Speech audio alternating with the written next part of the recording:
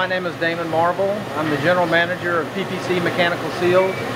The tour that we're going to go through has the manual side, which is manual lathes, manual mills, but also the CNC side. We have cells that manufacture families of parts as well as intricate one-offs.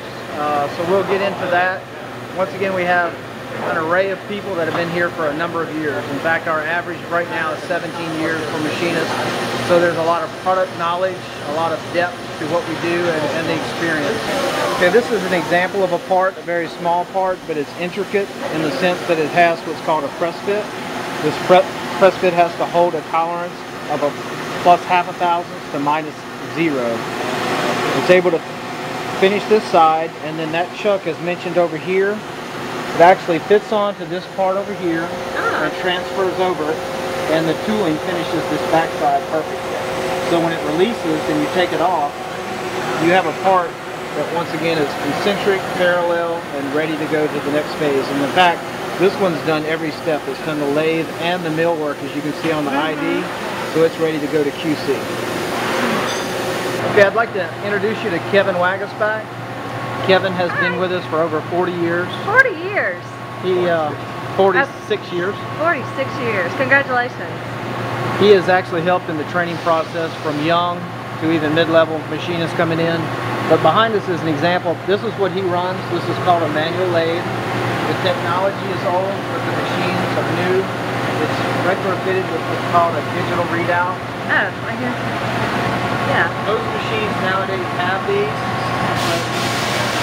If you don't fully utilize them, you're not getting the most out of them. As you can see, there's an array of tooling that he's able to take on and off at all times that syncs to that DRO as far as the tool number. But he's able to go back and forth from tooling, and he's accurate within a thousandth. So how many units does this machine work on in a day? That's the thing about manual machines. He can work on one large part to several smaller parts, but it's not mass production. In fact, these types of machines are when you have customers at 2 a.m. on a Saturday, they want a part turned around yesterday.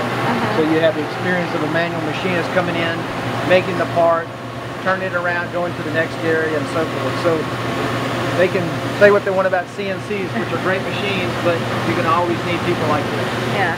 So most of the work you do is custom made, custom engineered for the customer. Yeah, one part at a time. So for 46 years. Yes. What's the best part of your job? Getting to see Damon every day. Well, congratulations on a great history here, and I know they appreciate your work. This is what's called a horizontal machining center. This is Mazak HPC 400. It has the capability of machining inside the canopy. Once it's finished, it can make increments of 1 degree at a time. Once it's finished, it picks up and the entire pallet moves 180 degrees. And on the back side, you're able to load and unload, and then the new part begins machining over here. This is an example of the tooling, which this machine is in the process of staging right now.